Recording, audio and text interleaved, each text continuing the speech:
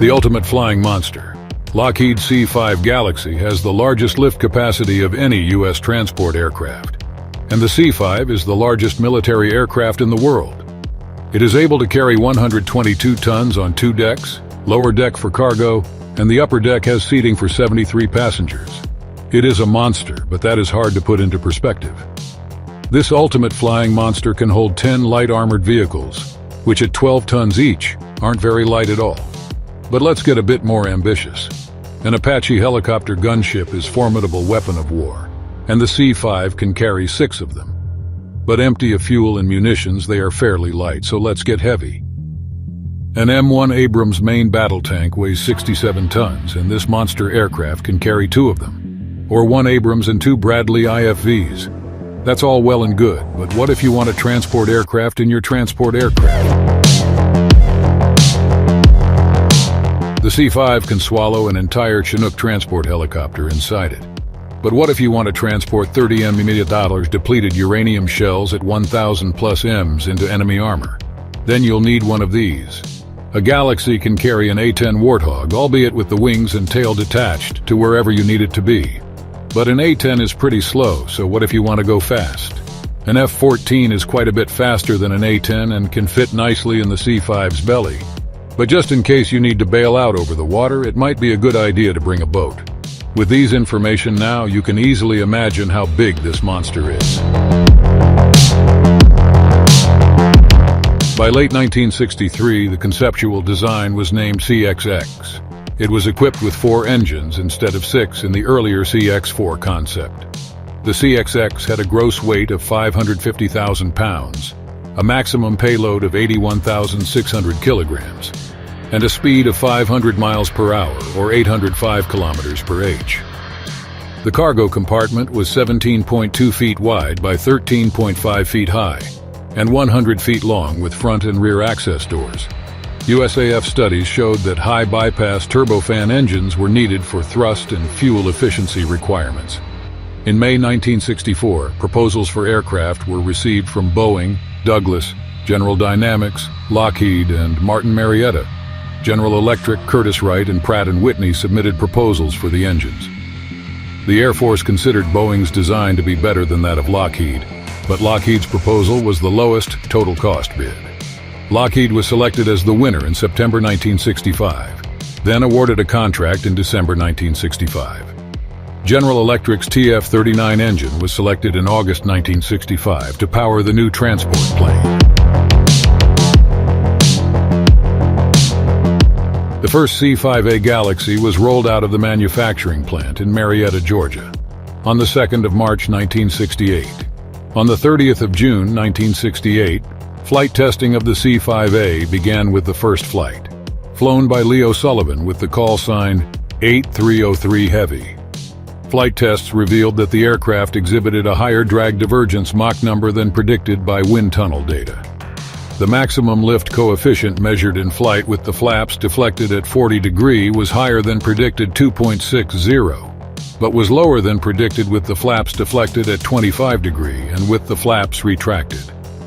As part of President Ronald Reagan's military policy, funding was made available for the expansion of the USAF's airlift capability. With the C-17 program still some years from completion, Congress approved funding for a new version of the C-5, the C-5B, in July 1982 to expand airlift capacity. The first C-5B was delivered to Altus Air Force Base in January 1986. In April 1989, the last of 50 C-5B aircraft was added to the 77 C-5As in the Air Force's airlift force structure. The C-5B includes all C-5A improvements and numerous additional system modifications to improve reliability and maintainability. In 1998, the Avionics Modernization Program AMP began upgrading the C-5's avionics to include a glass cockpit, navigation equipment, and a new autopilot system. Another part of the C-5 modernization effort is the Reliability Enhancement and Re-engining Program. The program replaced the engines with newer, more powerful ones. A total of 52 C-5S are contracted to be modernized, consisting of 49B, 2C, and 1A model aircraft through the rear. The program features over 70 changes and upgrades, including the newer General Electric engines. 3 C-5s underwent a rear for testing purposes. Low-rate initial production started in August 2009, with Lockheed reaching full production in May 2011.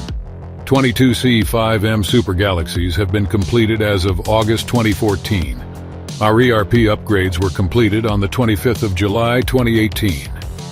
The Air Force received the last modified aircraft on the 1st of August 2018.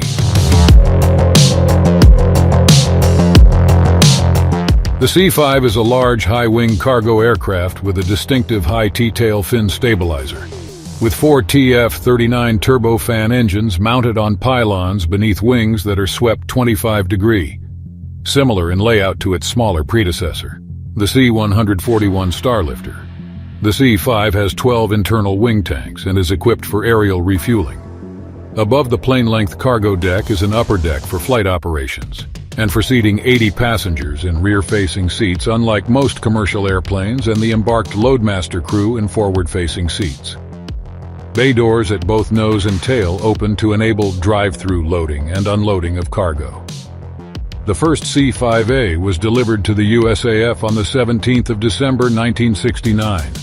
Wings were built up in the early 1970s at Altus AFB, Oklahoma, Charleston AFB, South Carolina, Dover AFB, Delaware, and Travis AFB, California. The C-5's first mission was on the 9th of July 1970 in Southeast Asia during the Vietnam War. Apache C-5s were used to transport equipment and troops, including Army tanks and even some small aircraft, throughout the later years of the U.S. action in Vietnam. In the final weeks of the war, prior to the fall of Saigon, several C-5s were involved in evacuation efforts. During one such mission, a C-5A crashed while transporting a large number of orphans, with over 140 killed. The C-5 Galaxy was a major supply asset in the international coalition operations in 1990-91 against Iraq in the Gulf War. C-5AS have routinely delivered relief aid and humanitarian supplies to areas afflicted with natural disasters or crisis. Multiple flights were made over Rwanda in 1994. The C-5 is also used to transport Marine One. Strategic airlift capacity has been a key logistical component of U.S. military operations in Afghanistan and Iraq. Following an incident during Operation Iraqi Freedom where one C-5 was damaged by a projectile, the installation of defensive systems has become a stated priority. The C-5A is the original version of the C-5. From 1969 to 1973, 81 C-5As were delivered to the Military Airlift Command of the U.S. The C-5B is an improved version of the C-5A. It incorporated all modifications and improvements made to the C-5A with improved wings, simplified landing gear, upgraded TF-39 GE-1C turbofan engines, and updated avionics. 50 examples of the new variant were delivered to the U.S. Air Force from 1986 to 1989. The C-5C is a specially modified variant for transporting large cargo. 2 C-5As were modified following major accidents to have a larger internal cargo capacity to accommodate large payloads, such as satellites. The major modifications were the removal of the rear passenger compartment floor, splitting the rear cargo door in the middle, and installing a new movable aft bulkhead further to the rear. Proposed during the 1990s non-developmental airlift aircraft program as an alternative to further purchases of the McDonnell Douglas C-17 Globemaster III, as well as a replacement for older C-5As. Following a study showing that 80% of the C-5 airframe's service life was remaining, Air Mobility Command began an aggressive program to modernize all remaining C-5Bs and C-5Cs and many of the C-5As.